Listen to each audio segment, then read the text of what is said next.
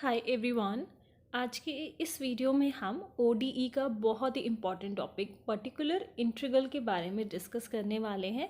मैंने इस टॉपिक से रिलेटेड ऑलरेडी काफ़ी सारी वीडियोस अपलोड की हुई हैं जिसमें हमने कॉम्प्लीमेंट्री फंक्शन या फिर पर्टिकुलर इंटीग्रल और कंप्लीट सॉल्यूशन कैसे निकाला जाता है किसी भी लीनियर डिफरेंशियल इक्वेशन का जिसके कोएफिशिएंट कांस्टेंट होते हैं वो हम देख चुके हैं। बट आज की जो ये वीडियो है इसमें मैं सारे केसेस को समराइज़ कर रही हूँ क्योंकि एग्जाम्पल हमें समझ में आ जाता है। जो एक कन्फ्यूजन होती है पर्टिकुलर इंटीग्रल में वो ये होती है कि डिफरेंट डिफरेंट फंक्शंस आने पर हमें कौन सा रूल अप्लाई करना है। तो इस वीडियो से आपको एक क्लियर ये जो कन्फ्यूजन है वो दूर हो जाएगी, एक क्लियर एक्सप्लेनेशन मिलेगी कि कब कौन सा फंक्शन है तो कौन सा रूल अप्लाई होगा। सारे लिंक आपको डिस्क्रिप्शन में मिल जाएंगे जो भी इस टॉपिक से रिलेटेड पहले अपलोड हुए हैं। तो स्टार्ट करते हैं। पहला फंक्शन है exponential e to the power ax की जो फॉर्म होती है। अगर आपको एक्सपोनेंशियल फंक्शन मिलता है राइट हैंड साइड पर तो जो पी निकालने का तरीका होता है, पर्टिकुलर इंटीग्रल निकालने का तरीका होता है वो होता है 1/f(d). ये तो हमेशा हर एक एग्जाम्पल में सेम होता है। अगर आप एग्जाम्पल आपने पहले देख रखा है या पर्टिकुलर इंटीग्रल के बारे में आप जानते हो तो इतना आपको आइडिया होगा कि 1/f(d) की फॉर्म होती है। f(d) जो आपको डिफरेंशियल इक्वेशन क्वेश्चन में दे रखी है उसको हम सिम्बॉलिकली d की फॉर्म में कन्वर्ट करके लिखते हैं, ठीक है। और अगर आपको ये चीज़ में डाउट है तो आप लिंक के थ्रू एक बार एक एग्जाम्पल देख लो सो दैट आपको यहाँ से रेफरेंस मिल जाए कि मैं किस टॉपिक के बारे में या मैं किस चीज़ के बारे में डिस्कस कर रही हूँ। तो यहाँ पर ये जो कैपिटल एक्स है बेसिकली ये वो हमारा फंक्शन होता है जो क्वेश्चन के अकॉर्डिंगली वेरी करता रहता है। एक्सपोनेंशियल भी हो सकता है या एक्स की कोई पावर हो सकती है, ट्रिग्नोमेट्रिक कोई फंक्शन आ सकता है। तो पहला जो केस है वो हम यही डिस्कस कर रहे हैं कि अगर हमें एक्सपोनेंशियल दिया हुआ हो, ठीक है। तो let's say e to the power ax है, मैंने यहाँ पर ले लिया e to the power ax। Exponential के केस में हमेशा हमें क्या करना होता है, d की वैल्यू a पुट करनी होती है और अपने क्वेश्चन को सॉल्व करना होता है।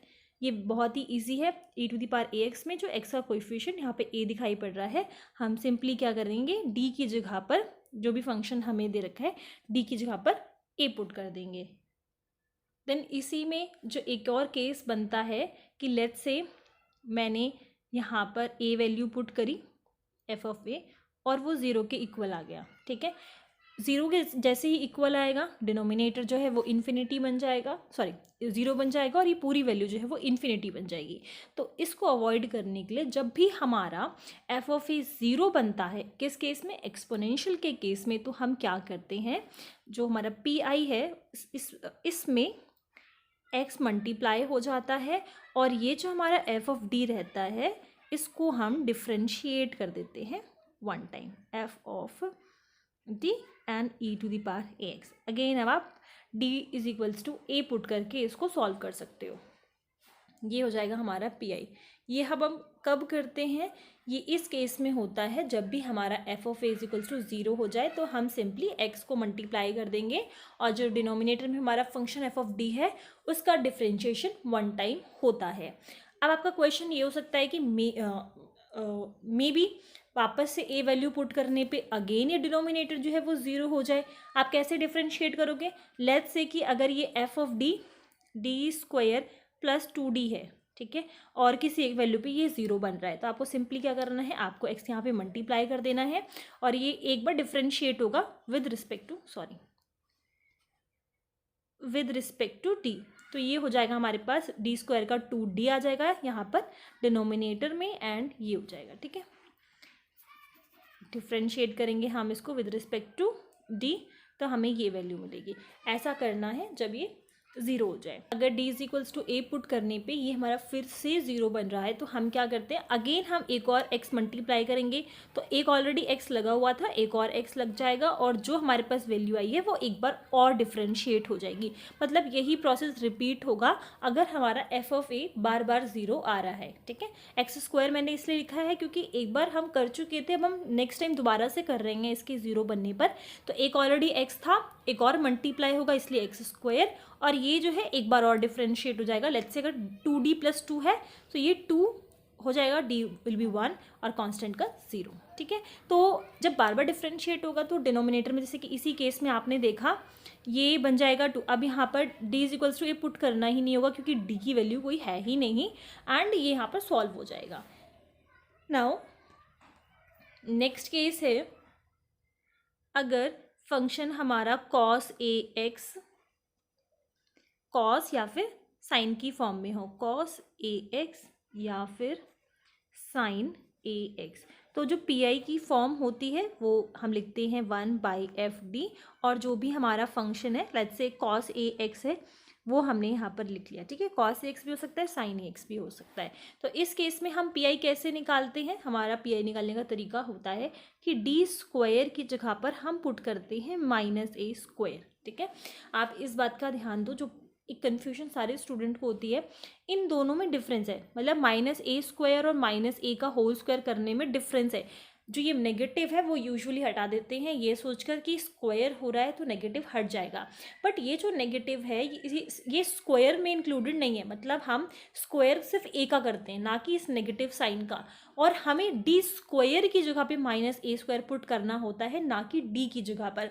तो पर्टिकुलर इंटीग्रल जो हमारा है, अगर ट्रिग्नोमेट्रिक फंक्शन है cos और sin ax वाली फॉर्म में, तो हम सिंपली d² की जगह पर -a² पुट कर देते हैं।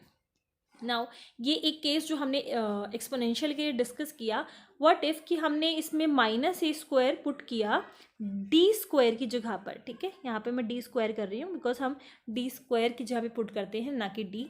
तो ऐसा पुट करने पर अगर 0 बन जाए तो क्या करना है, तो अगर डिनोमिनेटर 0 बन रहा है तो ये पूरी वैल्यू हमारी इन्फिनिटी के टूवर्ड्स जाएगी, इसलिए हम वही इसमें भी करते हैं कि आप सिंपली पी निकालने के लिए एक x मल्टीप्लाई कर दो और इसको हम डिफ्रेंशिएट कर देंगे। ये जो भी हमारा फंक्शन है उसको हम d के रिस्पेक्ट में इसको डिफ्रेंशिएट कर देंगे, ठीक है। ऐसा कब करना है, जब 0 बनेगा। यही सेम चीज़ अप्लाई हो जाएगी साइन के लिए भी। अगर साइन ax का केस है, अगेन आप उसमें पुट कर सकते हो। तो ये हो गया सेकंड केस। थर्ड केस होता है, अगर हमारा जो x फंक्शन है वो x⁴ की फॉर्म भी हो, लाइक अगर x है या x² है, x³ है या x⁴m की फॉर्म में है, तो हमें एक्सपेंशंस का यूज़ करना होता है इसको सॉल्व करने के लिए। एक्सपेंशन जैसे कि हमारा पी है 1/ft and x⁴ let's say square है, ठीक है।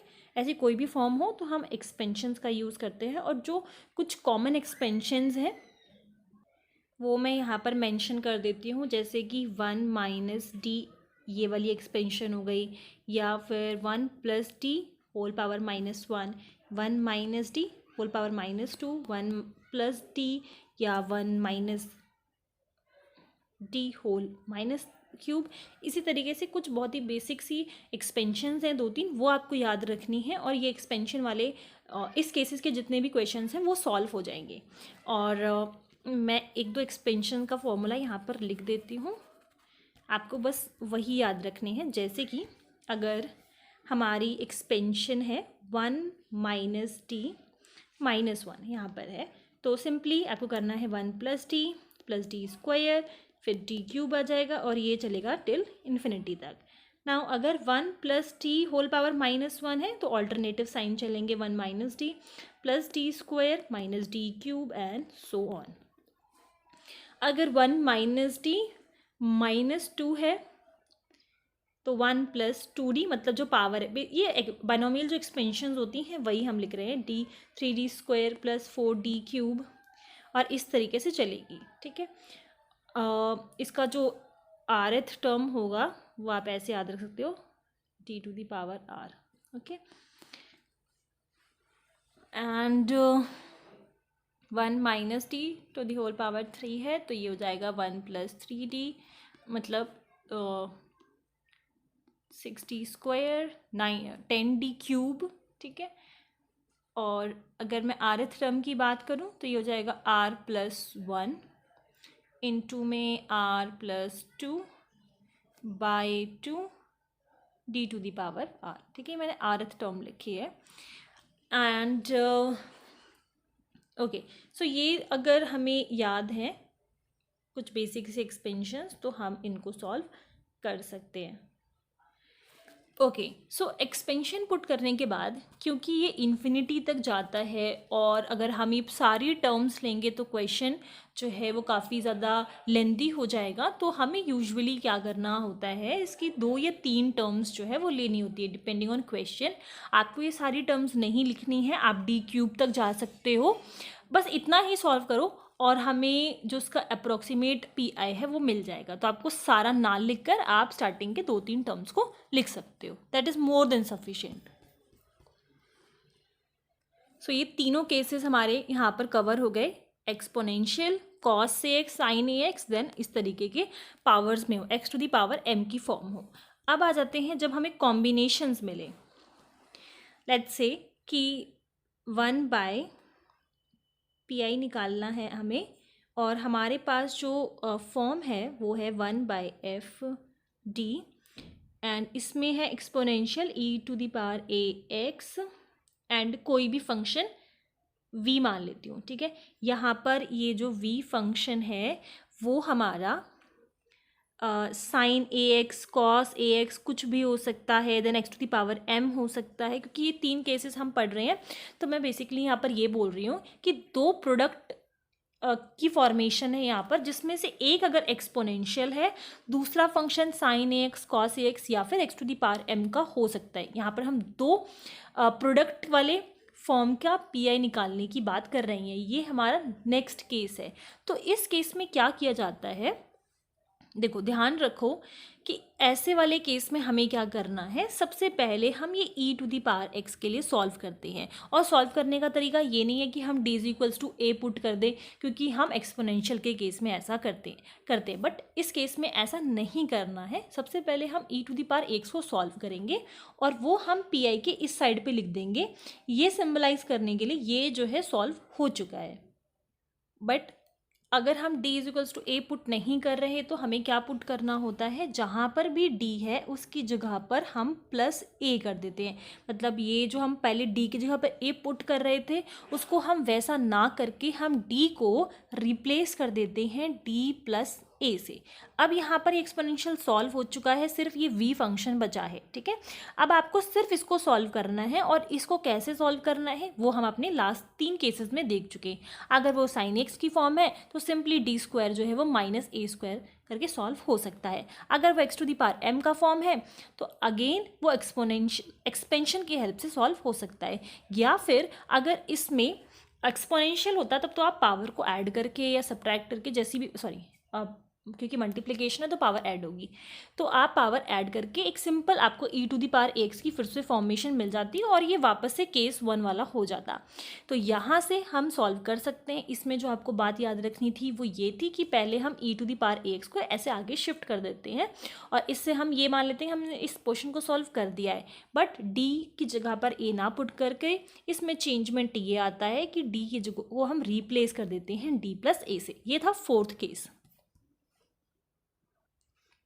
नेक्स्ट केस है, लेट्स से कि हमने e to the power x की फॉर्म ले ली, x to the power m की फॉर्म ले ली एंड हमारे पास cos x, तीनों हमारे पास फंक्शंस आ चुके हैं, तीनों का प्रोडक्ट आ चुका है और हमारी 1/fd पर्टिकुलर इंटीग्रल हमें निकालना है, ठीक है। तो सबसे पहले हम क्या करेंगे, वही same e to the power x को पहले हम सॉल्व करके आगे लिख लेंगे, that is e to the power ax, और क्या चेंजमेंट आएगा क्योंकि हमने इसको सॉल्व किया है d प्लस a हो जाएगा।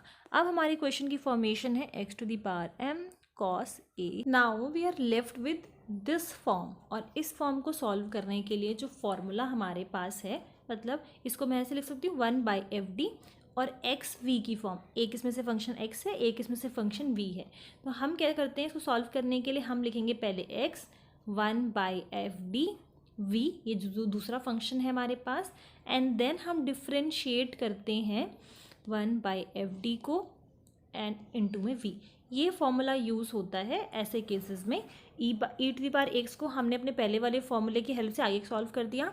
अब जो दो फंक्शंस हमारे पास हैं प्रोडक्ट की फॉर्म में, उसको हम इस तरीके से सॉल्व करते हैं। एक्स और वी यहाँ पर दो फंक्शंस हैं, ठीक है। तो ये फॉर्मूला यूज़ होगा, यहाँ पर ये डिफ्रेंशिएशन हो रहा है, वी फंक्शन आ जाएगा। तो यहाँ पर सारे केसेस कवर हो गए।